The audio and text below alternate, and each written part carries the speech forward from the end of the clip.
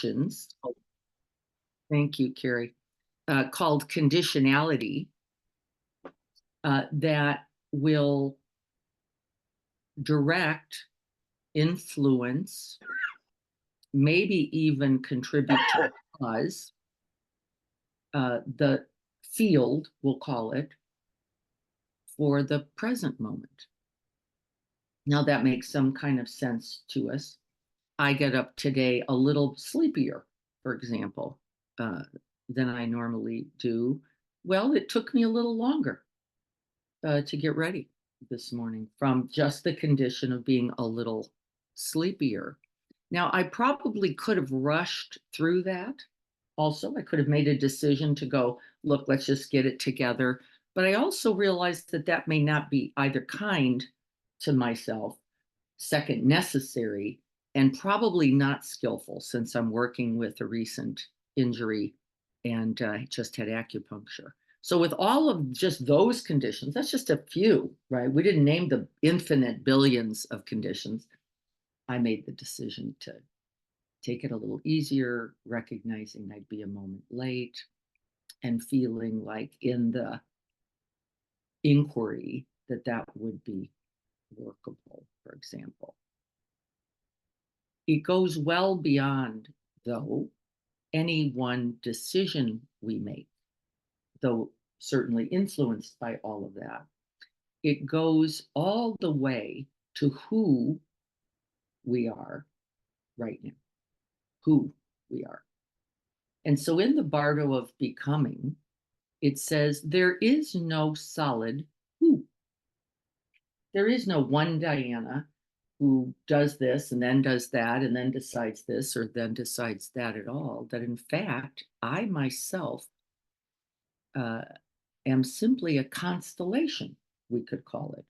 Or maybe we could come up with some other words, a confluence of events and experience and conditions. And right, then in the Buddhist tradition, they would say karma. Well, karma simply means the causes and conditionality from before, and then impacting and establishing karma for now. Not God, not the devil, not somebody else, no other determining that karmic reality, but life, all of its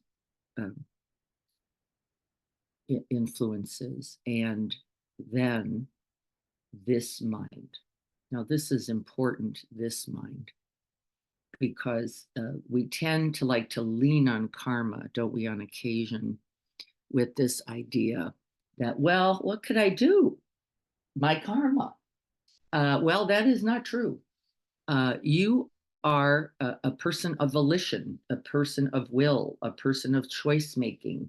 You yourself can cultivate inquiry, depth, seeing clearly, open-heartedness. And we know that these things too are not only results, but the lens through which you are going to see, live, and act in life.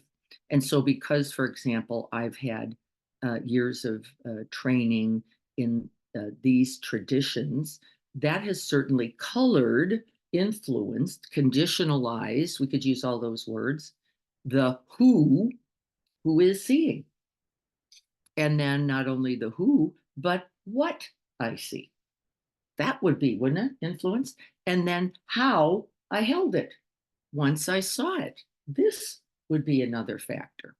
And so this chapter is really saying in the becoming, nothing is solid, nothing is fixed, nothing is stable, nothing is permanent, everything in its kaleidoscopic confluence.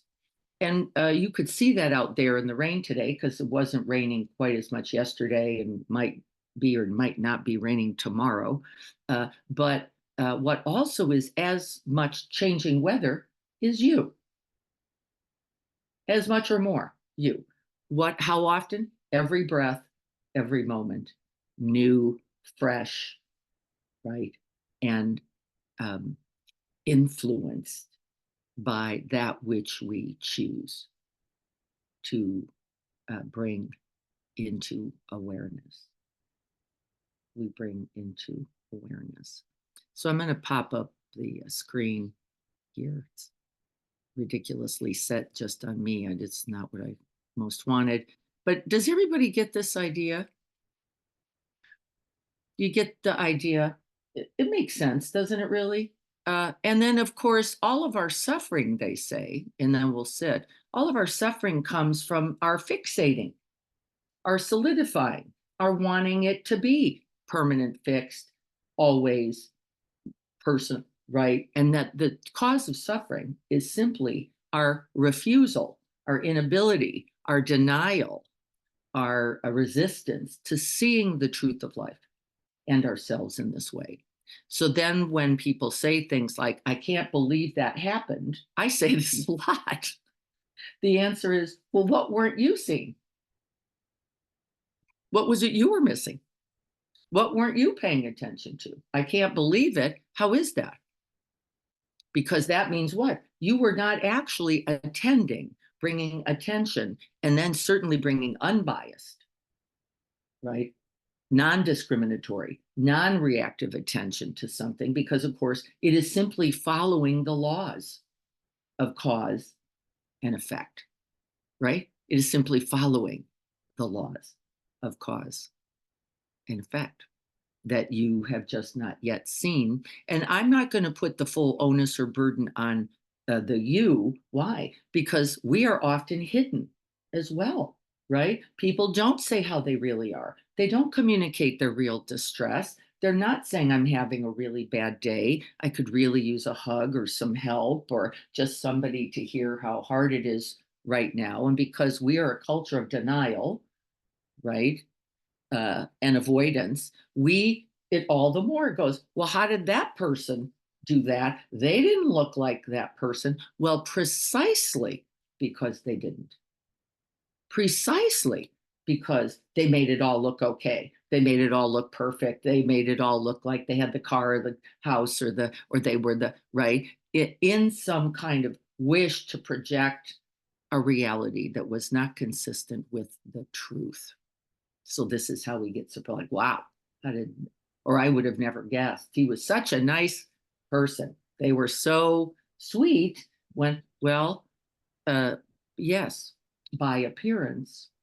And then what's our job? To stand still, to pay attention, to hold and sustain attention for a time, not just to grab the image, because then you will see, and if you cannot see it, you will feel it. You will feel the truth and then act more skillfully and in accord. This is the bardo of becoming. So when you go, I am just, meh, be careful. Be careful. It is for one breath moment that it can be true. All right, let's sit together. I don't have my bell working yet with the hearing, so I'll hold it up and you can get the sense. We're going to sit for 15 minutes silently, and then we will move directly into guided practice. May the benefits and blessings of this practice spread wide, deep, upwards and below, left and right, until they touch all beings and all things, and all are made wakeful and free.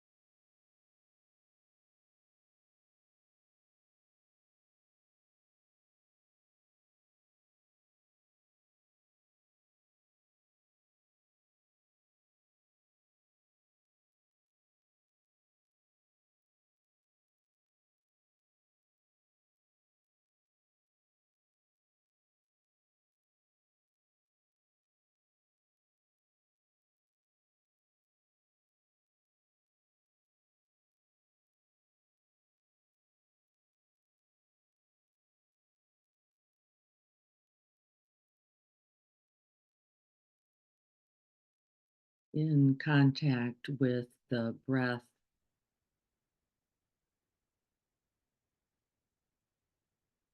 recognizing that there is no one breath.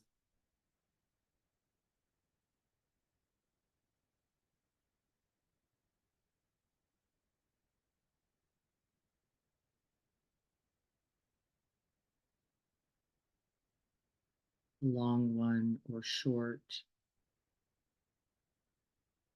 deep or shallow.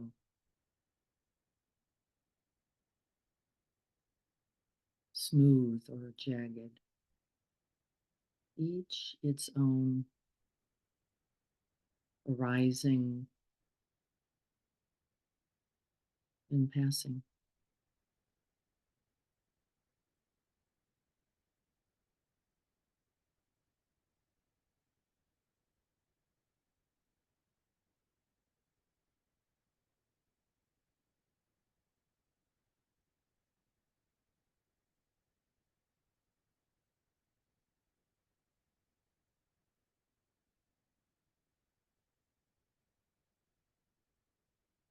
And then with each breath, there is this mind, or we could say this heart mind, perceiving, holding, knowing this breath.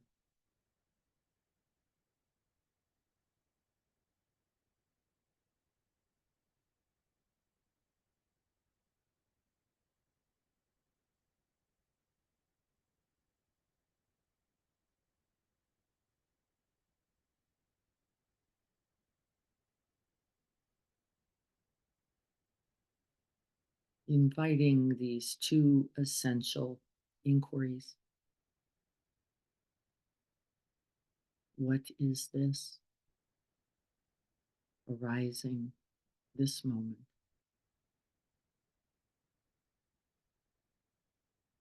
What are its qualities, its characteristics?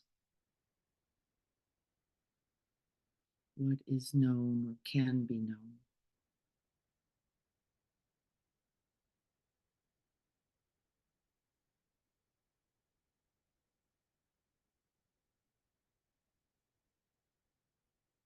What is this? And through a constellation of factors, we assign it a name, maybe the name breath.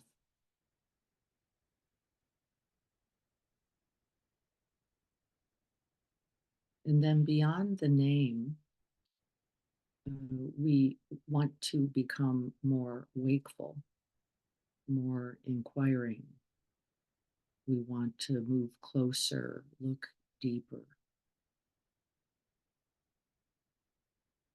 because this breath is not this breath.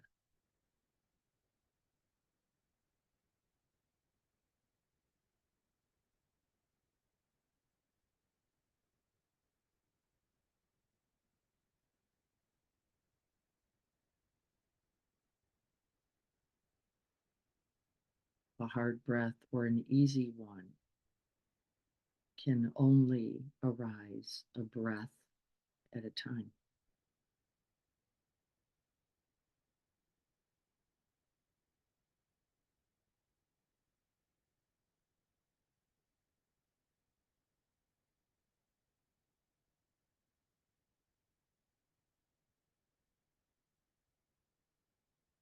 And in that arising, there is an additional factor. It is not the breath independent of that which is, who is abiding.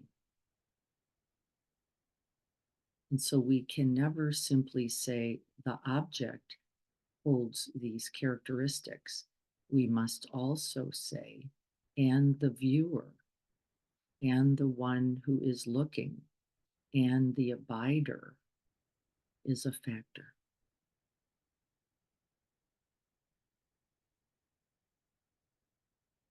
And that second question, then who is abiding, becomes very relevant. Who is looking? Who is touching?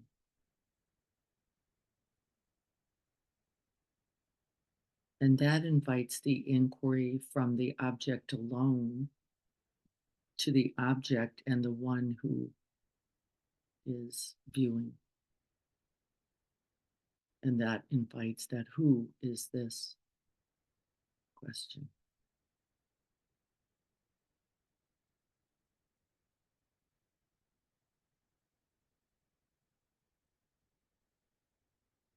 And so we learn then not only about the objects, but about ourselves in the world. We begin to see bias, prejudice, discrimination, a certain kind of reactivity. Certain opinions and beliefs will arise, certainly coloring the experience of the object.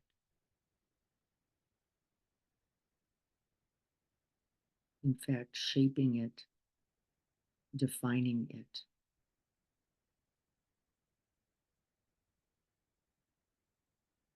And its experience.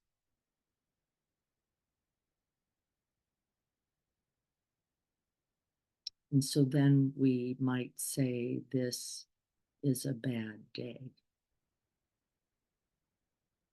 or this is a good day, and place the complete burden, onus, responsibility, and characteristics on the day.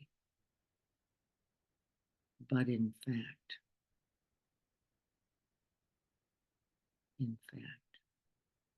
who is this seeing, experiencing, and holding this day?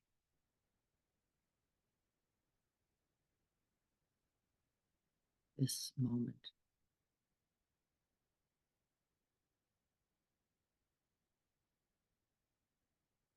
And then we begin to see how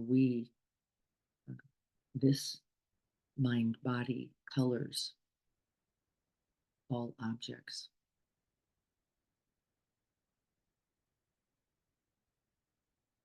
Defines them, perceives them, relates to them.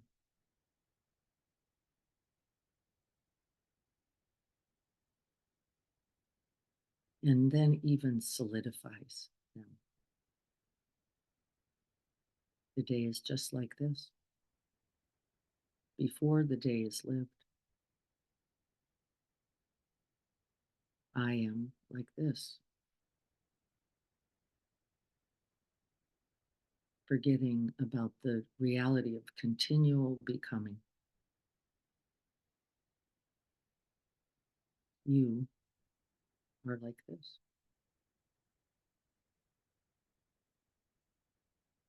All in the service of security, stability, comfort, falling into the wish for the known, the wish for the non-moving, non-changing, when in fact, who is looking?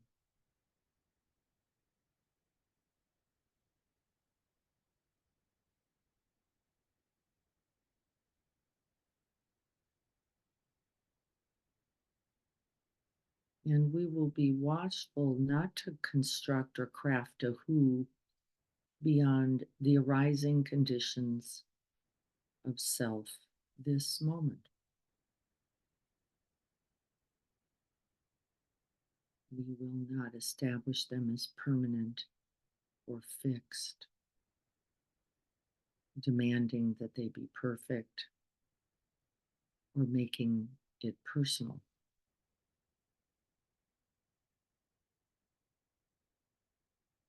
Qualities of arising heart mind. No.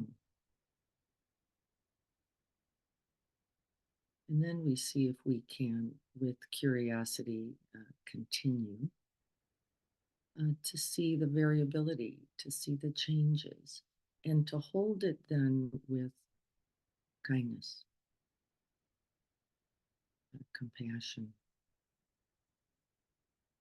and equanimity.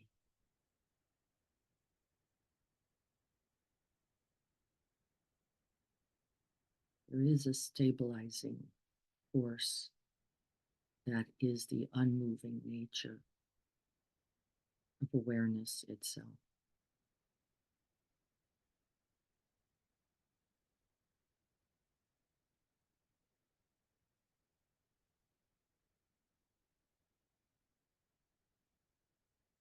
Which then can only see things as they are.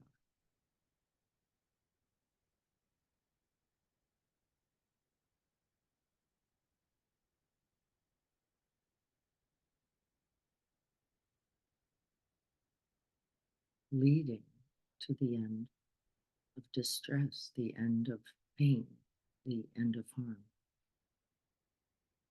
in skillful, beneficial, loving, and compassionate action.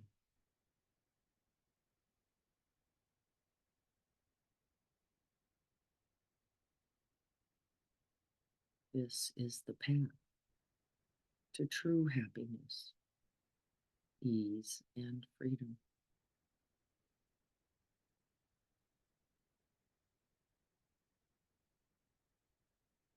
One breath at a time.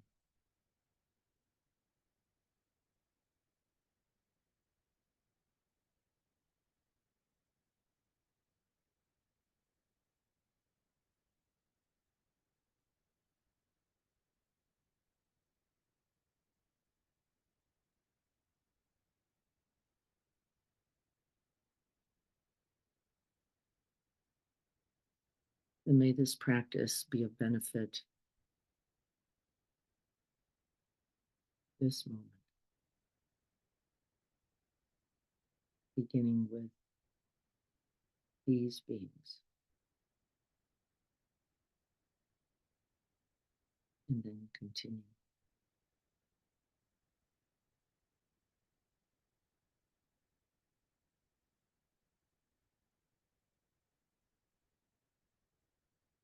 So be it. I will now strike the bell.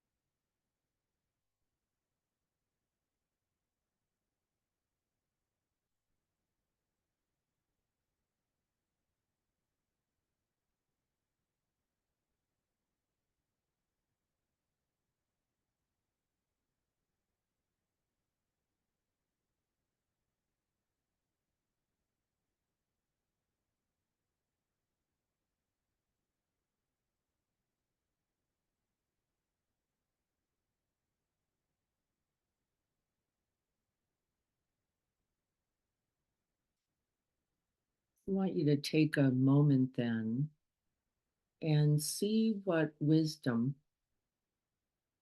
you were able to gather about becoming. And then the second inquiry might be, where is the suffering and where is the ease? What about this reality of becoming, number one? And what do you know? What did this practice invite for you about that?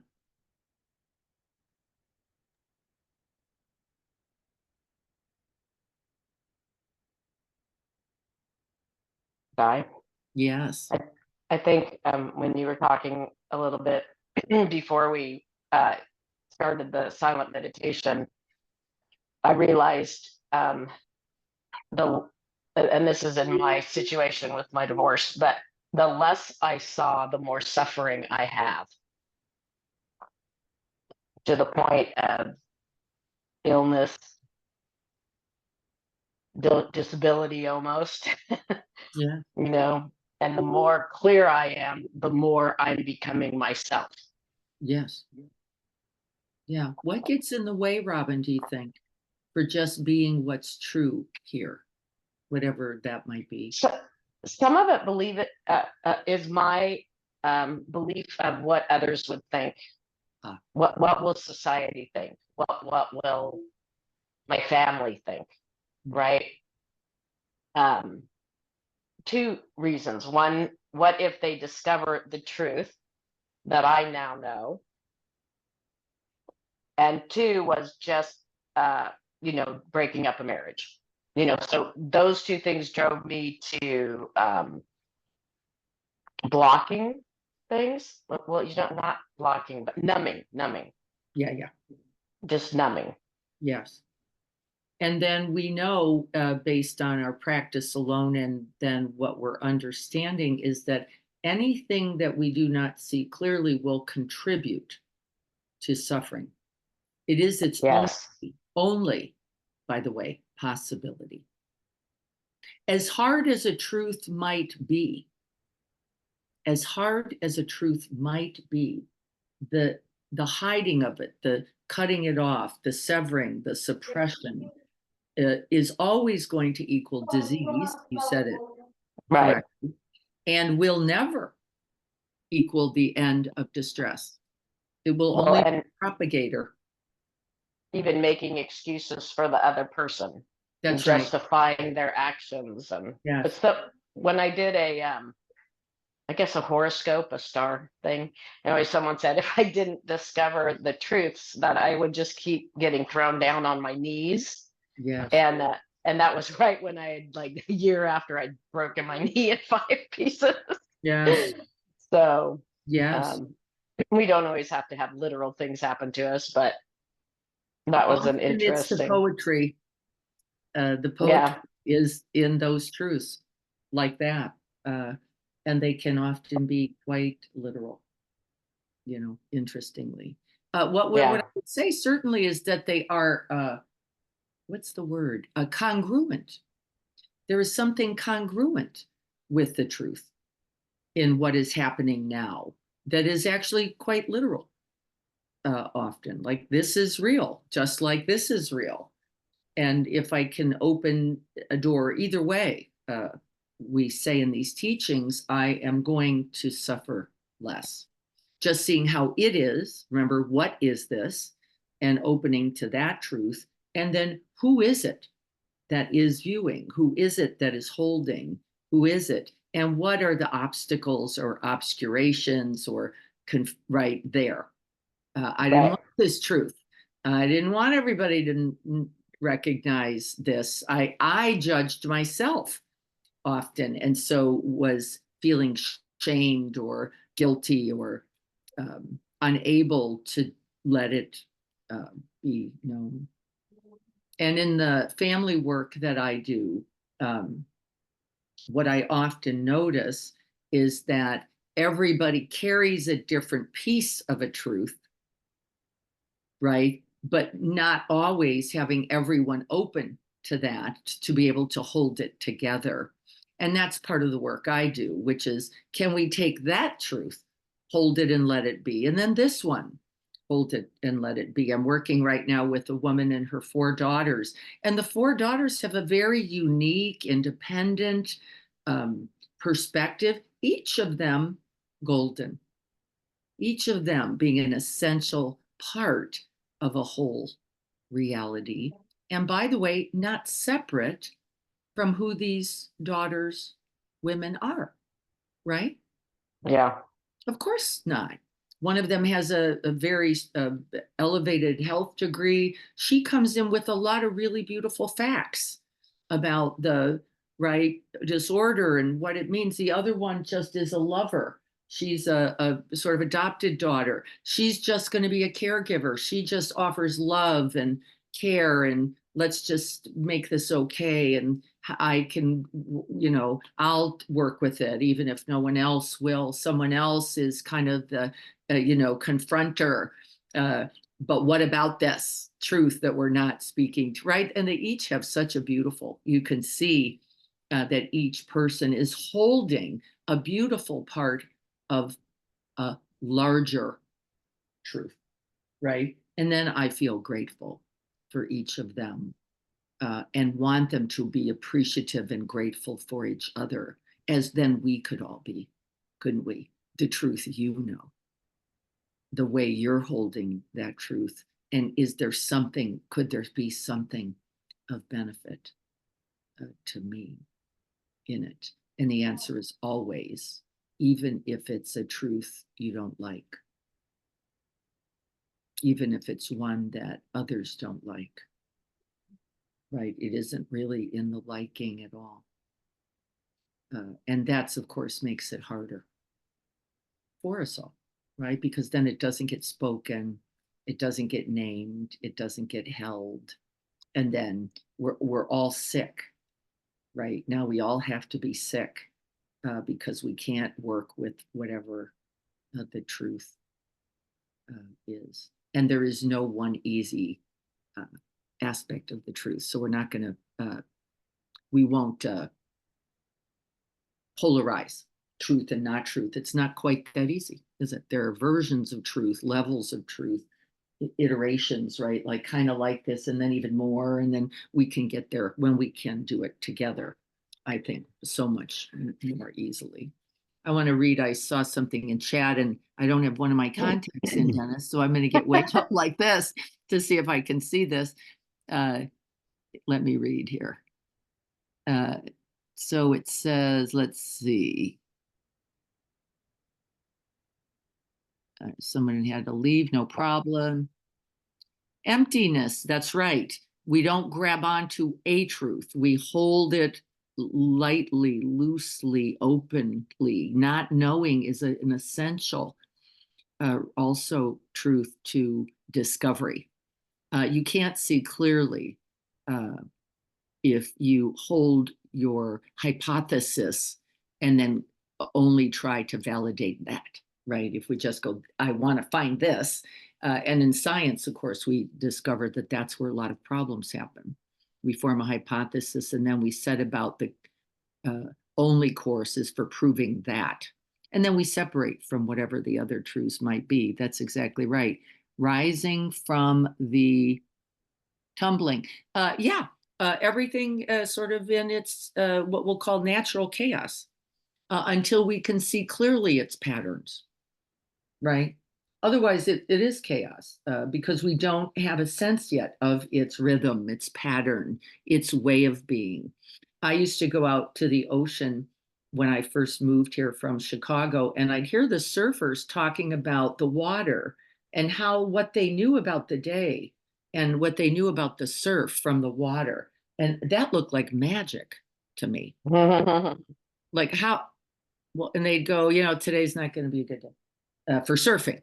It's going to flatten out. It's going to be, how do you know this? Well, the color, the way the waves are breaking, the where they're breaking, and I'd be like, I can't see any of that. I just see ocean, ocean, and colors I like and colors I don't like.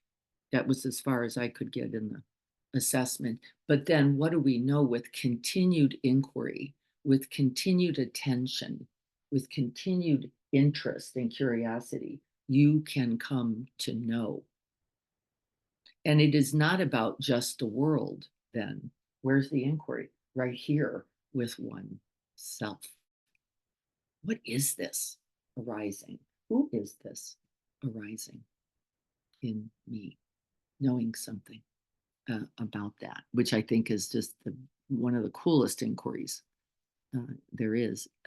Denise says, truth is not solid either. That's exactly right. Continual confluence of conditions arising and passing, right? So what would be the one truth?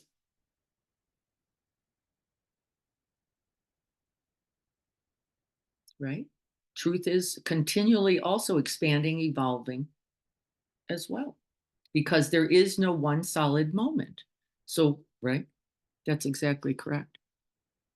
Is my truth greater than yours? It is a common belief. We do tend to hold it. And that's, I think, where the danger comes. Rather than we separate, right? Yours and mine. The sisters, right? When I used that example, we're going, but not that, this. And I said, what if it's both true?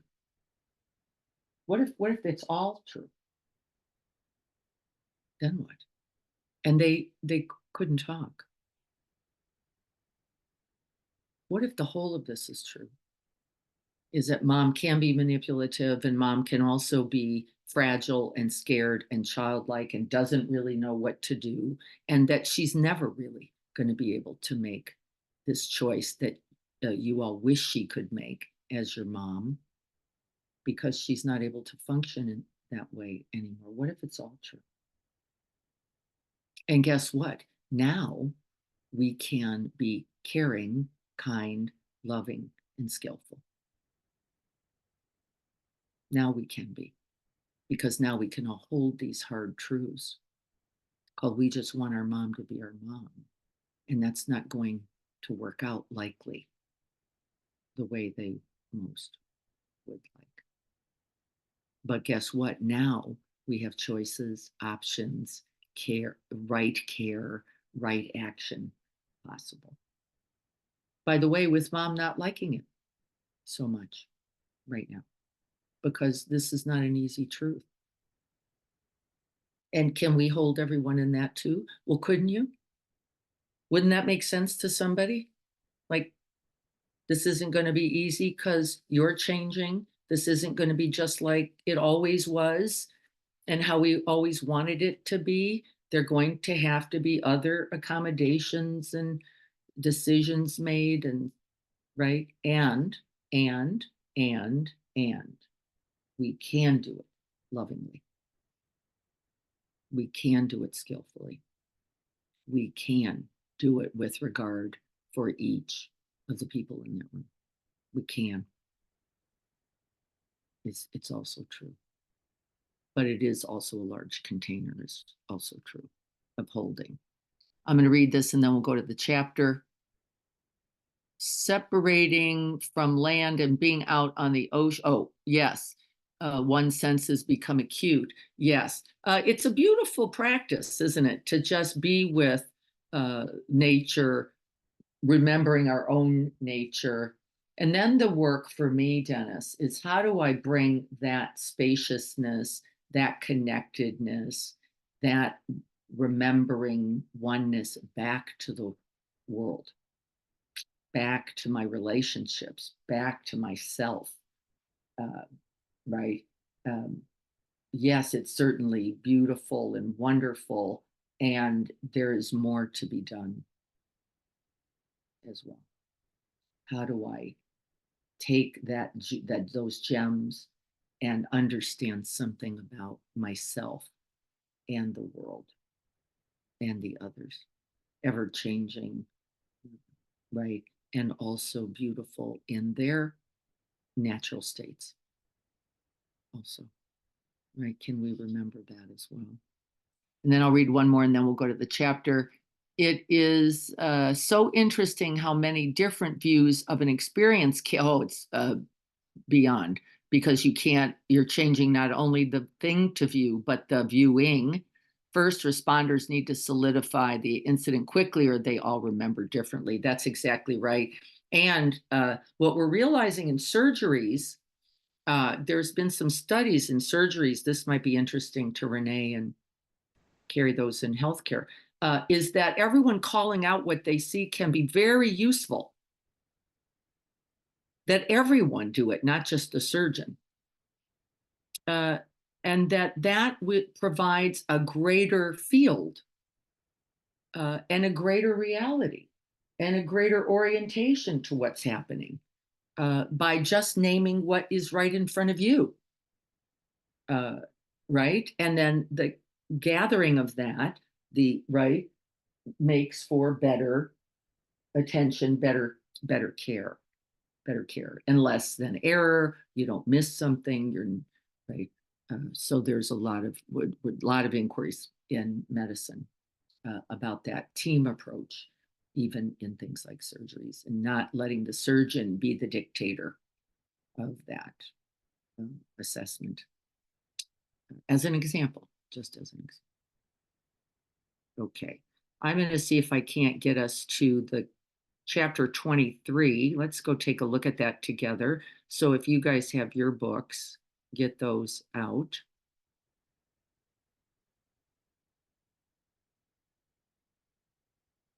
This will be really interesting. I hope I can get this big enough to see it, since I can't see anything. So here we are, chapter 23. Was there any particular questions about 23? Let me ask that first. Anybody have any like, what? Because I think we're really saying the things that I think are most important. We'll underline them and speak to them again, but maybe to make sure that there wasn't some dogmatic or cosmology in the Buddhist tradition that you're going, I don't get how that makes sense for my real life. And I'm going to ask Libby if she'll go back here on my back lib behind this bell and see if you can't find a gray glasses. I have a set of glasses back there on that lower shelf. Any questions for anybody? Anything that stuck out for like why this? How come? What's going on there? I think we might have cleared some of them up. So when in the Buddhist tradition specifically, they talk about lifetimes, what would be the amount of time that could be? Lifetimes. They're saying we all have many, many lifetimes. What would be the amount of time that could be that would make Forever. sense? Forever. What else? All right, we're going to give up on that. Surrender. What else could it be? Lifetimes. How long is a lifetime?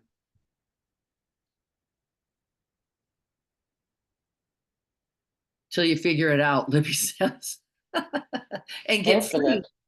Free. The cosmology says free from becoming, free from this constant becoming and dying, birthing and deathing.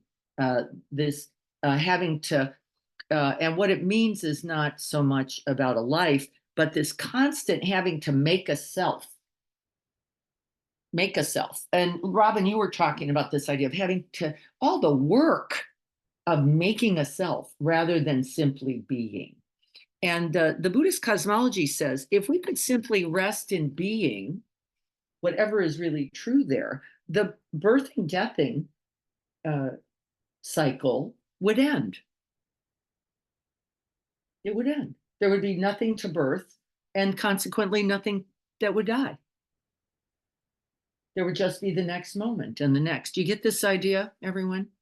And that our suffering is always around constructing, fabricating, needing to make happen a certain kind of self. And in all of that work, Robin said it beautifully, you just get sick.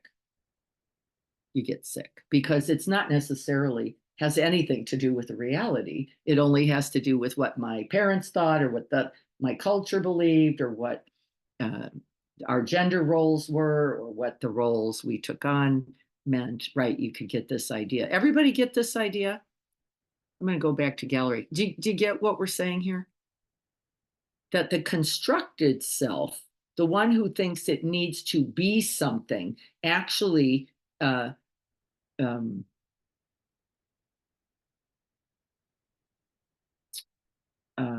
based on belief, based on demand, based on expectation, is going to suffer, and that it's inevitable.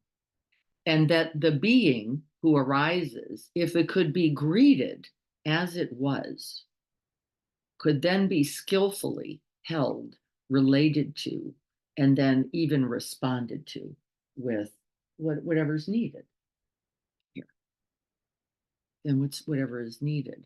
And so there is wholesome and unwholesome versions of this. And in the Buddhist tradition, they don't define what that is.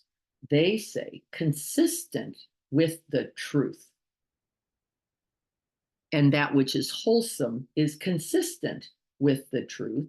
And that which is unwholesome or going to cause dis-ease is inconsistent with the truth. Those are pretty good definitions, wouldn't you say? Pretty good. You could kind of buy in, going, yeah, if I could work with just what really is, this would be already skillful. Okay, I'm going to check one chat just to make sure I don't miss somebody from that question. For me, the mask came off when I started to feel the pain, and of course, and not hold stuff, or not just stuff, not stuff, shove down or suppress.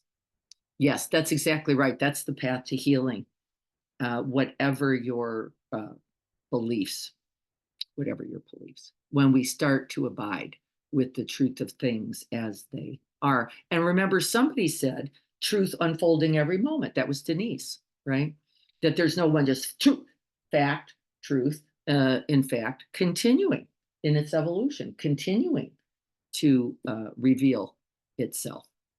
And so we have to stay, then the practice says, attentive, breath by breath, moment by moment. You can't go to sleep going, well, I know it now. That's why the concept of enlightenment is so foreign to me. Like, enlightenment about what? Only this. That's all you've got. And then what? Next moment. And then next. And then next. And that, yes, it is true that there is a certain set of processes that I think are helpful, but you have to apply them every time, right? There is no, I got it, and worry about that if you hear that from someone. I'm it. You're it for right now. What about now? Well, you have to, right? Open again, hold without bias again, be open-hearted again. There is no, and then I've got it. What you've got is a certain fact. And as Denise just said, even those change.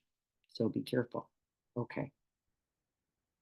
Let's see if I can read this a little bit.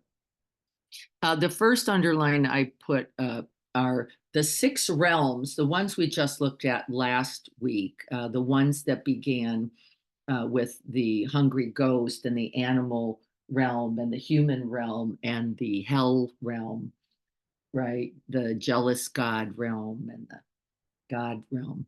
That these, I said it last week as well, these are simply states of mind, and they are trait-like, not permanent either, right? And in any moment, we could notice characteristics in any of them. And that to believe I am just this would be no more skillful than to believe I am not this, right? Neither would be skillful. But to look then at all of them and to see qualities or characteristics that could arise by these conditions at times would be skillful. They would be skillful. Oh, this part of me that can go into comparing mind. Well, that's an aspect of the jealous God realm. The part of me that can be worried that I'm not measuring up, that I don't, right? Also in jealous God realm. I have all this, and yet something feels deficient. And I don't know if anybody read at the end of the last chapter. Pema said, I think I'm going to stay in the human realm. I think there's probably some good possibilities there. And though she was raised in the God realm, she was came from a very affluent family, a Jewish family that was well-to-do. She was raised in the East Coast, went to boarding schools, was exposed to lots, went to Berkeley, right? All of these realities, and was exposed significantly. Saw that it didn't hold up. saw that it didn't really hold up. So she didn't get caught in that, I think, in some of the same ways that we can when things are just tra-la-lying along. She saw something, I suspect a lot, that said even in the God realm, things aren't actually as they always appear. And we know the truth of them, don't we? And so then the next thing I thought, she talks about two people, each in a room, having a completely different experience. And isn't it always so? And then we have a tendency to argue about that. No, it's like this. No, it's like that. This is my husband's and my favorite pastime. I said this. Well, I didn't actually say it. Yes, you did. No, I didn't. Well, let's try to get out of this loop. Right. And we have to practice that over and over and over. Because the getting caught in yes it was, no it wasn't, is so easy to do, and damaging, which is more important. And then I underlined here, the more we look into this situation of reality and who's holding it, the more we realize these two people sitting in the same room are having radically different experiences. And then the question is, which one is more valid? What's the answer? Which one is more valid? They're both valid. Even if one ends up being more factual, right? Somebody may have more sets of facts, but the facts are only also perception often based on other conditions, including how we see things. And so they're both valid. And can we open and include them both, at least as a path to understanding something, both something about ourselves and then something, I think, about the other that may take us even into a deeper or a greater truth, right? And so this bardo of becoming says every moment new, every moment requiring attention, every moment acknowledging that you yourself have been changed and are ever changing based on what? Well, all those moments before, including the last one, and now including this one. And so then you can't really grab a moment and go, that's it. That's it. Well, that's it. And now, how do we hold that here with this mind, this body, right? You get this idea. Everything in its constant expanding and confluence. And the more we solidify, the more we suffer. Is anybody notice where that is not true? Anybody have, oh, I solidified on this and it went well?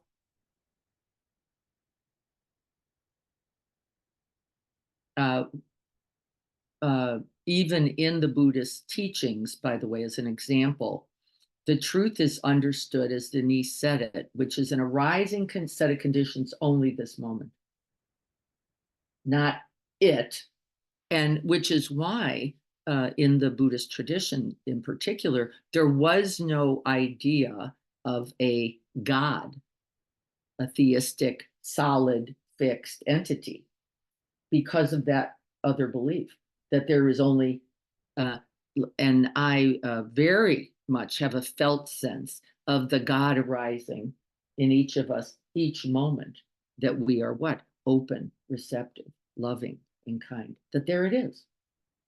But that is not one thing in one moment fixed forever either, right? As we can frequently conceptualize, as we can often conceptualize it. Let me see what else is down there. Reality is a projection of our own mind.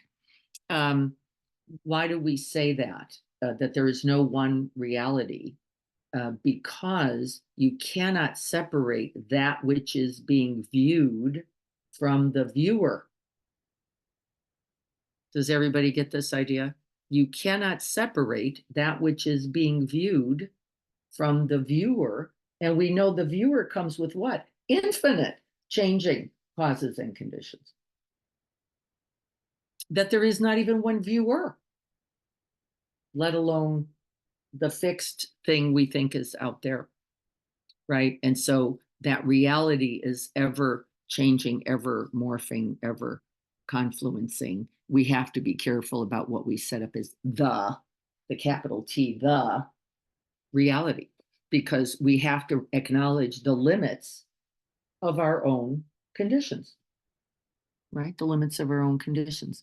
We see this everywhere, every day, different views, experiences, our attachments to both. Yes. And unfortunately, now it creates worldwide, national, and community conflicts. Boy, isn't that the truth, Denise? And in fact, we may kill the world and each other if we don't see more clearly.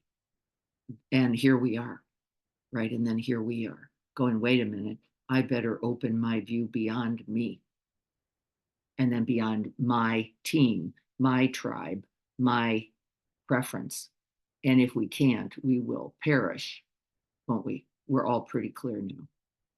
If we can't get this together in a bigger way, right? And so this is the nature of every war, every conflict, every argument, right? Is what? My view.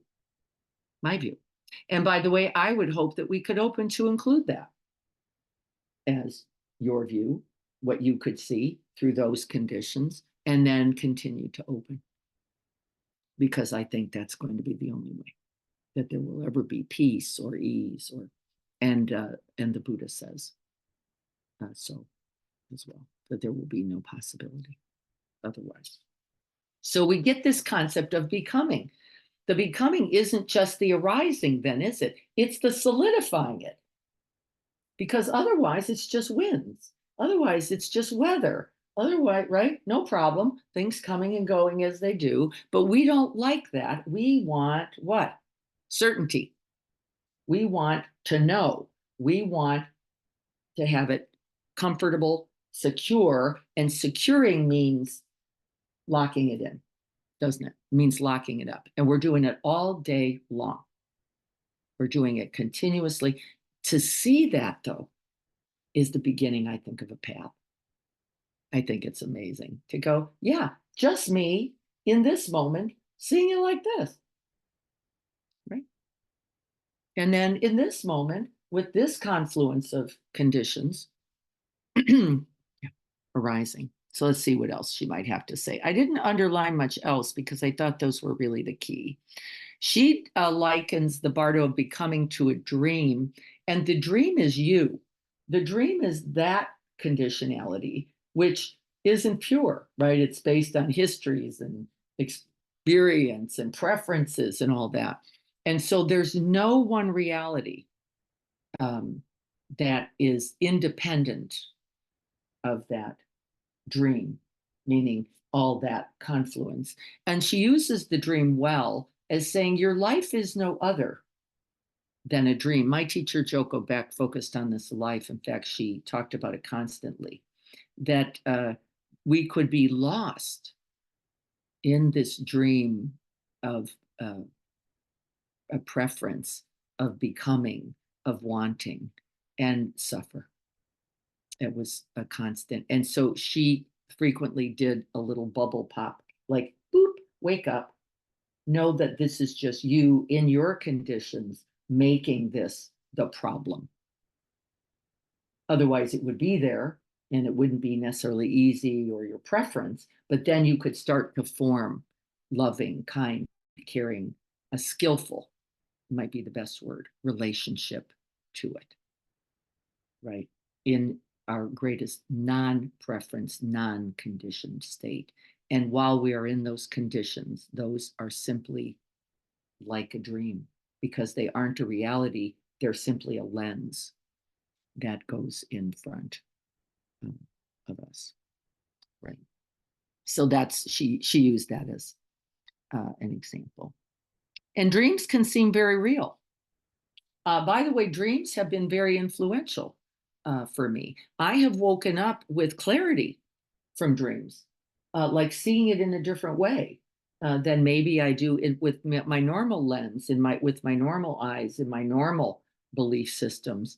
The dream somehow puts a little angle on it that I could wake up going, oh, there is a whole other way of seeing, holding, and understanding this. And my dreams have been very instructive for me in that way, in that they have offered alternative or larger view than just my thinking, preferencing mind.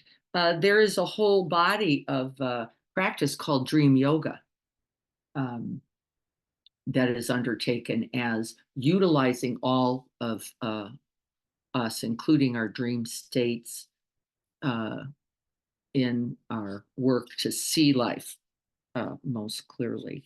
And I think it's useful. Andrew Holichek is one of the masters of dream yoga, in case somebody wants to look that up.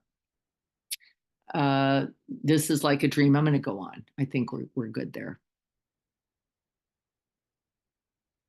They go on to describe what they think the bardo of becoming is like at the time of death. I'm not going to go over that because I don't think that's the point.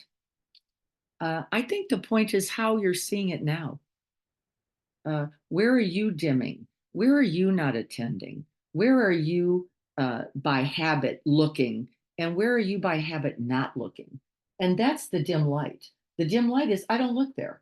I don't inquire into what might I be doing to create this problem. I just look at the other, right? That could be bright light, dim light, understanding simply right there. But really to go into it as a true state, I don't think that's useful. I think we could see it here and now in a way that would be more useful. You get this idea? We are choosing the next moment. I also like that point. The point is, choosing's a big word. You're not choosing with consciousness, though. You're choosing by virtue of your habit nature. Do you get the difference? That's the choosing she's talking about. You are not going to have access to, let me think about this now. What is, you're being propelled after the time of death in those moments of consciousness that remain for however long that is or isn't by habit nature and cultivated qualities. They will both come to bear. This is understood again as karma. That which you have grown, that which you have not grown, that which you have cultivated, that which you have not cultivated. It will come to bear, wouldn't it? Karma. Just like that. And would have something to do with whatever comes next, because here we are in this lifetime noticing just that.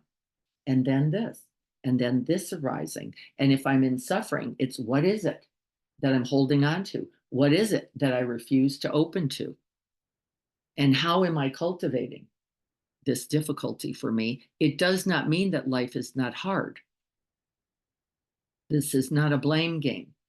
It means you have to recognize that your conditions, your belief thoughts, it should go like this, it should be like this, why can't we all do this, are likely to become a problem rather than a part of a solution. Said Denise again, when as long as I'm not willing to open to what are those other folks saying that we have to attend to, we're going to be at what is some version of continual conflict, continual war, fighting, and lack of unity, even when we don't like what's being said. And I certainly don't like how it's being said. But I can't negate a truth based on that. I have to be willing to see the truth. And the truth really is there is a whole bunch of people, for example, in this country who do not feel heard, who do not feel seen, who do not feel recognized or cared for. That is a truth. And so much so, maybe to the extent that they're willing to take it from others. That might be true also. And we don't have to like that. And neither do we have to think it is skillful? And we better open to that essential reality if we're going to change this at all, right? That's one of those. We're going to have to all open wider. So dim lights, bright lights, what we're familiar and used to, what we're used to looking at, what we're used to seeing, and the dim, that where we have not shown the light of awareness. We haven't even opened to that possibility. Unless we make aspirations to be born in a pure realm, that means that's one of the wholesome aspirations, by the way, to do better, to contribute more, to be more, not only for oneself and one's own gain, but the benefit and gain of the world. And those are understood to be wholesome aspirations, that this is not self-centered, just about me getting it my way with my politic and my religious or other beliefs, but really, how do we hold the whole world? And yeah, we're not banging it up so far, I wouldn't say. I'd be with Denise on that one. So I think these are the main ideas. I think she repeats some here. Yep, don't want to go into the realms. Those are just qualities of mind. You can read those and recognize when you see those in you. I like this statement. I'll leave the chapter here. Our pain can become a window into others' pain and then help us to develop empathy, ultimately compassion, and then compassionate action. Right, and then compassionate action. By virtue of recognizing the causes and conditions of our own suffering, we can then recognize the causes and conditions in another, and then feeling for us all, right? Act in some way that can be a benefit. Feeling for us all. That's big work, right? Right there. And again, she finishes, I believe this is the beginning of what I think will be Pema's kind of an autobiography. I think as she is preparing herself, by the way, I don't think this is an accidental book. I think she is probably resting in the reality that she will not be here forever at 87 and with some health conditions, and will be going more into personal retreat, not teaching so much. And I think there will be at least one more book, likely about her wisdom in her lifetime. And I think this is a part of the cultivation of that. So I'm going to pop back in and see what your thoughts are about this. What questions do you have? I'm going to end the. What's this mean for all of you?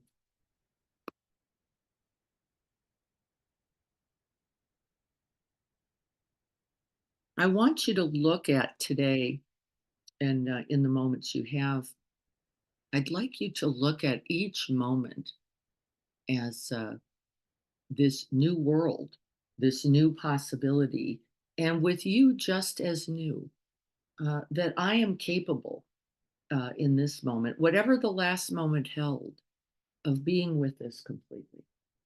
And breathe it in.